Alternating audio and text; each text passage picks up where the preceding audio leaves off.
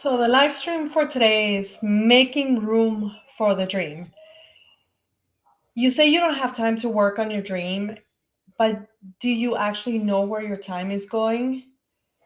The truth is, I know you're busy. You have work, kids, marriage, the house, appointment, meetings. I know because the moment that you wake up until you go to bed, you're spending your time taking care of others' responsibilities even at your work.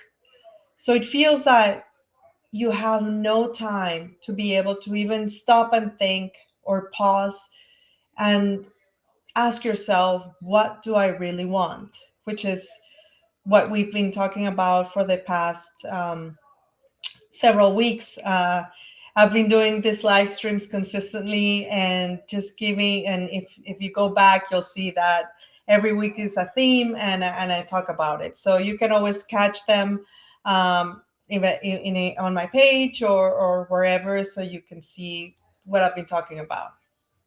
Anyway, the idea here for the theme today is that it is not about pretending that we're not busy. The problem is that people don't realize that they do have a bit of time between the priorities. And there is a difference between I don't have time and I haven't intentionally decided how I'm going to use the time I do have. Because the truth is, and I know from experiences, that we can lose 20 minutes here, 30 minutes scrolling there, watching something we weren't even interesting. Just think about the times that you've actually sat down and grabbed your phone and you're doom scrolling, just looking over your social, just looking at videos. Now everything is entertainment, so you spend a lot of time doing that. And I know for a fact that I do that. And then I say, oh, I didn't have time to get to this. But the truth is that those 20 or 30 minutes that I wasted doing that, I could have been doing something more important. So the idea is that we often don't need hours to start moving towards our dream. We just need intentional pockets of time. Most often, the limiting belief is that I'll work on it when I have more time. But when? When the kids get older, when work slows down, when there aren't as many meetings, when everything at home is finally caught up. The truth is and I keep saying the truth. Uh, but if we're honest with each other, there will always be something. Uh, if your dream only gets the time that's left over, it will always come last.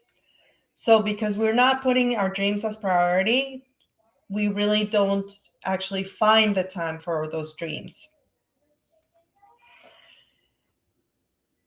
Sometimes you're overwhelmed because everything is floating around in your head. The fact that you're probably thinking, I need to do this, I can't forget that, I need to pick her up, I have that meeting, I need groceries, I wanted to work on my business. And it just feels that everything is happening at the same time, but it isn't. If you put things on a calendar and you can actually see your life every day, your calendar will tell you that you have time when you're not busy. It is also showing you when you have choices. This is when it's the idea that instead of time controlling you, you're controlling your time. So I want you to do an audit, and this is your homework for today. Just take 5 minutes.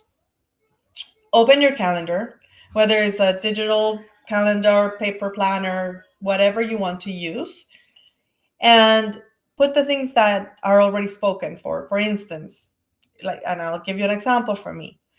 I wake up at 5:20. I know that that's the time where I'll use that time for me to prepare before I wake up the girls. I'll do their lunches. I'll put the waters in their bottle. I actually do put time for meditation. I know I got used to waking up at 5:20, and I'm saying you have to wake up at 5:20. But it's the idea that if you give more time, if you wake up a little bit earlier, you can actually use that time towards maybe working on yourself, taking care of yourself. So just put everything out, whether, and if you probably can see my daughter in the background, and she's curious to see, I think. See? Anyway, so in the calendar, you'll put your work times, when you're going to put your kids to in when you're going to take your kids to school. Just put everything on your planner. And this is an example. Obviously, it just doesn't look like it's that busy, but it's just very simple. It's really the time that I'm using for the time that I go to the in the morning, where I take them to school, work out. Then my hours of work, I put the meetings that I have, and then I know where in pockets of time I can actually use to do things like this. And I know now that my daughters are a little bit older, I know that they'll do homework on their own. I know that by 7 I need to start preparing their meals, and then getting them to bed. But I do know that I have some time between 6 and 7 to work on my stuff as well. So it's just really like scheduling your time around the things that are already spoken for, and then just use that 30-20 minutes to work on your goals. Because I think that will be helpful for you to have also more mental clarity of where your time is going. Because time is never given. It's something that once you lose it, you can take back, right? So it's, why not take control of your time? Also, audit the phone. Look at your screen. Just even if just get curious about what where you're spending the time in. If I'm sure there's a lot of apps that you have on your phone. Just start checking what you can delete that you don't need to have on your phone. For instance, maybe you have the Netflix application there. Maybe delete it if you know that you do spend a lot of time on your phone watching Netflix, when you can actually like use that time for your goals. I'm not saying you have to delete every app, but it's actually audit what like your activities, to realize that you do have a bit of time to be able to work on what's important to you. And again, if your dream is important, you'll make it a priority as well. And if you feel that your weekdays are completely full, you're already drained, and you cannot think about what about the weekends? Is the weekend depends. Obviously, if you have smaller children, I'm sure they wake up early, but maybe there is like they wake up like at 8:30, so you can wake up at 8, and during that time you can actually plan activities, the one activity that will get you closer to your goal.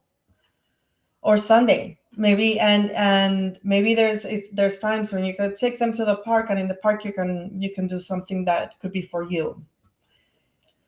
The truth is that you making room doesn't have to mean that doing more. Sometimes it means deciding what gets less of you.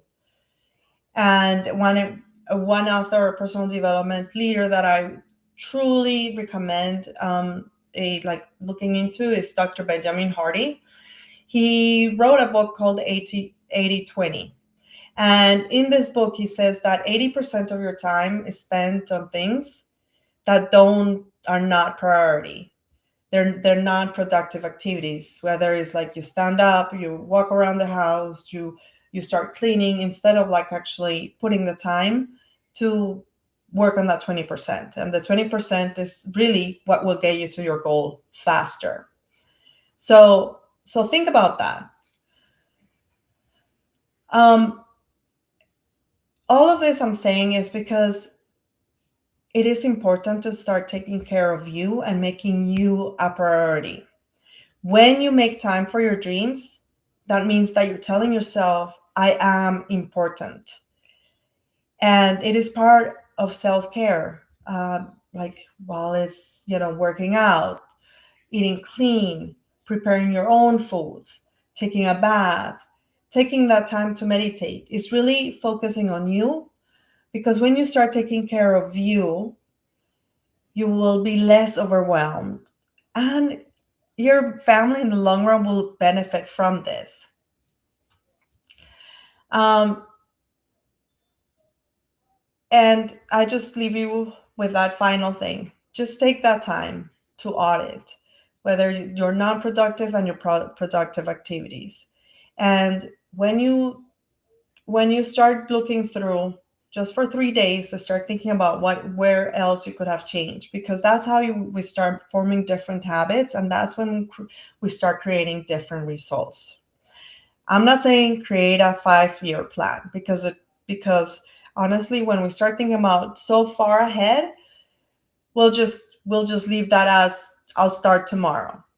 But if you start planning for what is right now important to you, what matters to me, where would I want the change to occur, that's when we'll start working on those goals today instead of tomorrow, instead of like Monday. Once you audit and you have thought about what is one activity that will get you to your goal, is to choose just one thing for 30 minutes that you can do, because that 30 minutes will compound over time.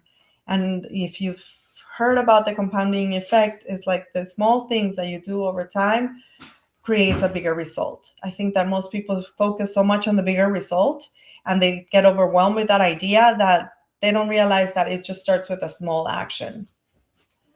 So, one closing question for you. If your dream mattered enough to earn 30 minutes on your calendar this week, where would you put it? You don't need to find more hours in the day and get overwhelmed and feel that you're busier. It's just you just need to start taking ownership of the hours you already have, because the more you control time, the more you leverage it. And when you start just getting distracted and losing and control of that, you feel overwhelmed and unmotivated. Tomorrow's topic is wanting more doesn't mean you're ungrateful. And that will be tomorrow's topic. And we'll have a little break and then I'll start next week again. My name is Ali. I'm an empowerment coach and I'm here to help you create your hell yes life. So if you need any help, any clarity, please DM me. I would love to have a 30-minute conversation with you and really clear up those goals that are in your back of the mind, but you haven't given it voice. Have an amazing night, and I will see you tomorrow. Bye.